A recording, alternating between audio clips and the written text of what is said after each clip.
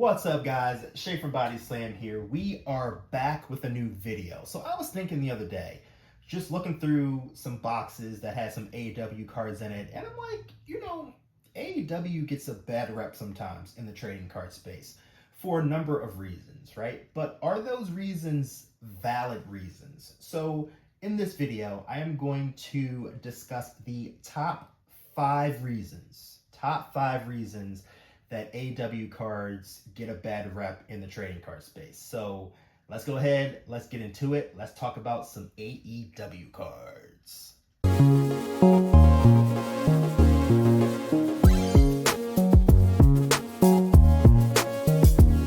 All right, welcome back, guys. Now, this is not a video where we're gonna get into the tribalistic fan bases between AEW and WWE, because mainly that's where the arguments come from. It comes from between the number one and the number two company, right? We're not going to get into that, but we are going to discuss some reasons why I think a lot of wrestling fans, mainly WWE fans, don't like AEW cards. So anyway, let's go ahead and let's get on with number one. Item number one.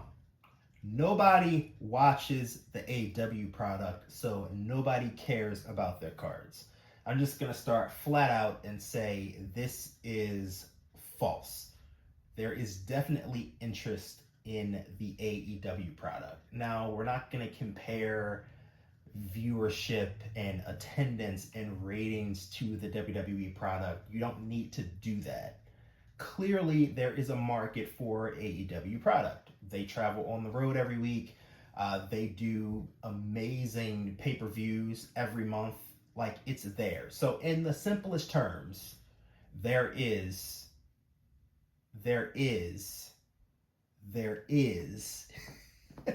interest in the AEW product. I mean, it may not be as strong as what we see on the WWE side. I mean, clearly there are more streams on WWE cards on Whatnot or Fanatics Live or wherever for WWE, and that's fine. I mean, they've been a company for 100 years, right? AEW is still kind of in its infancy. It's only 5 years old. The interest is there. AEW's fine. AEW's here to stay, and there's definitely a cult following for the style of wrestling that they present. So, yeah, false.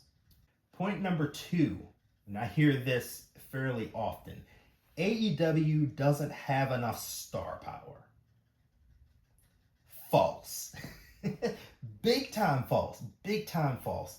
So AEW has a very deep roster on the men's side and the women's side, right? There is no lack of star power. The issue that I think I see with the AEW product, and I think this transfers over to the card market as well, is they have a problem with the presentation of their stars, right? And when I say presentation, I don't mean booking. I mean presentation. Like making a guy or a female on the roster feel larger than life in a way. And I don't mean they have to be a huge, like, hulking guy to be larger than life. I mean really making people stand out and feel special. They do a lot of like 50-50 booking, where most guys look like the next guy and nobody really stands head and shoulders above the next guy. One could argue that MJF, when MJF was super hot, was like head and shoulders above everybody else, and he was, right? But at the same time, I don't know. I think the presentation is lacking. So if you go back to a time where WWE was not on top, let's go back to 1997. Let's go back to when WCW was like the number one company and WWE was trying to, climb the ladder and catch up. If you look at the roster of WCW in 1997, it was almost double the roster of the WWE at that time. Like, they had wrestlers that they have gotten from WWE, They had wrestlers from other countries. I mean, it resembled what AEW has today, just a big, huge roster of stars. But if breaking was a thing back in 97, I think WCW would have the same issue that AEW has today, where there are a lot of stars at the mid and the lower that a lot of people just aren't interested in. Um, like, nobody's buying Ice Train or Jim Powers. They're going to be dollar spots, $2 spots. You know what I mean? So I think AEW just has a large roster, right? Way too many people to showcase on a regular basis. And I think that kind of transitions over to the cards where there's less interest in a lot of the names that aren't like at the top of the card, right? Of course, like the Elite, Hangman, Omega, Mox, Monet, Tony Storm, like people like that are always gonna sell at top dollar. But there's a lot of other fluff in there that people just aren't gonna resonate with. But that's not to say that the star power isn't there. And then another piece is that AEW doesn't have like a big roster of legends yet, like people that could carry their checklist like WWE has legends like Undertaker, Austin, Bret Hart that can kind of carry a checklist forward, from set to set. AEW doesn't have that yet. They're still kind of fresh. So give them time, right? Things will get there. Things will get there, but they definitely have star power on the roster. That's no debate. Item number 3. AEW cards are of lesser quality. Now, this is true. This is definitely true. So oftentimes when you open an AEW product, you will notice that there are chipped edges. You'll notice that there are white spots or specks on the card as well.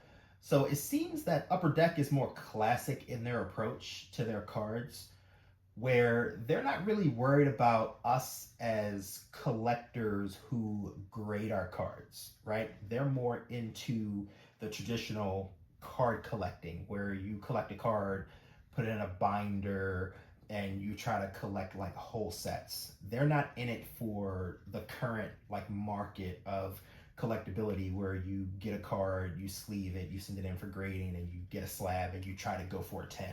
That just doesn't seem to be AEW's approach. And if you want to pinpoint one particular set, you can look at metal. Like, look at 2022 metal and look at your precious metal gems. The most collectible cards in any AEW product are the PMGs, in my opinion. And whenever you open a PMG, there's always edge wear, there are always white spots, and there are always like small specks on some of the cards. And it's really annoying, because there are some cards or some PMGs that I would have liked to really have sent them for grading and gotten, perfect grades on them to keep for my personal collection, especially the Hangman Adam Page cards. But I can't do that because they tend to all come out terrible, right? And like, I don't want a PSA 7 or an 8. Like, I want to try for a 10, and it's very hard to do that, Allure is a different story. Like, any of like the high gloss cards tend to come out fairly well. So Allure cards tend to come out a lot cleaner. I'm not sure why the Allure cards come out really well, but the paper stock cards tend to come out really bad, including like your relics and your patches and stuff like that. They just always tend to come out rough.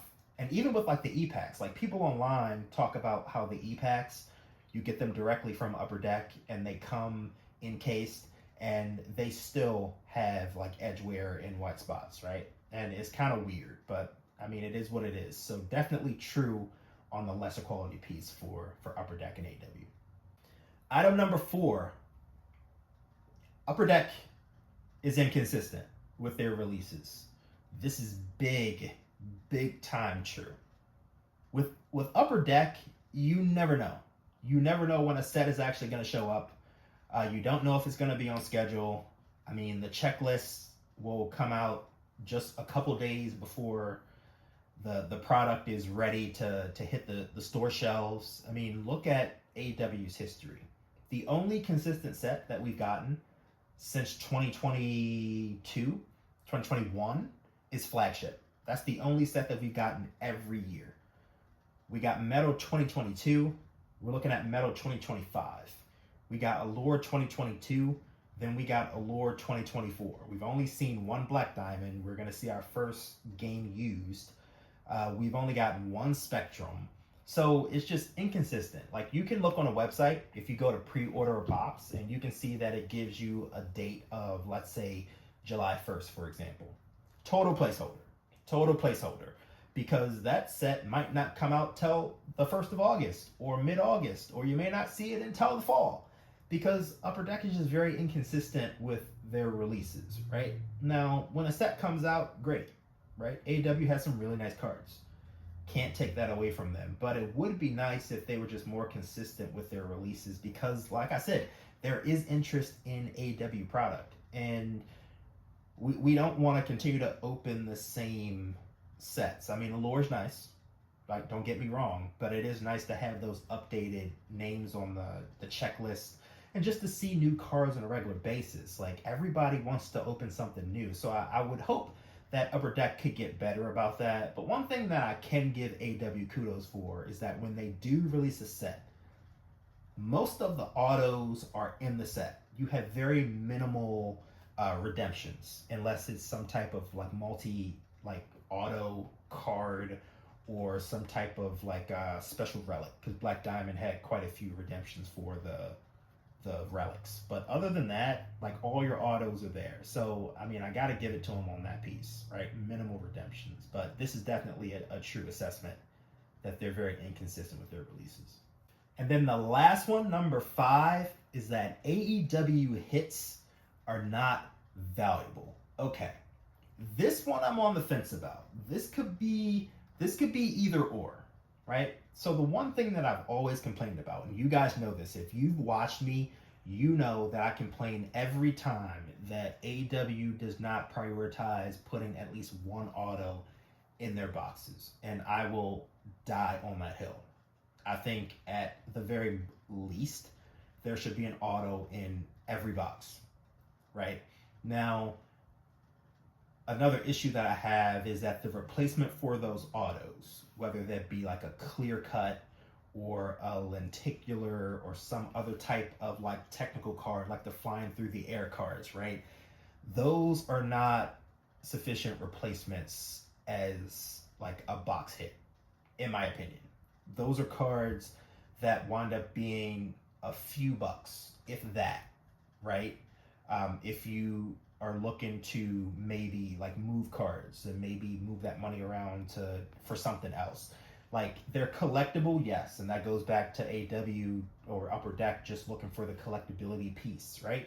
And to a point, everything shouldn't be all about money and flipping and like the value that you get out of a box. But at the same time, if you're putting your money into this product, you do want to get something decent out of it, right? So I feel like there should be a mid-tier hit in most boxes, right? But now, looking at the checklist for the new metal set that comes up in a couple days, it looks like they're guaranteeing a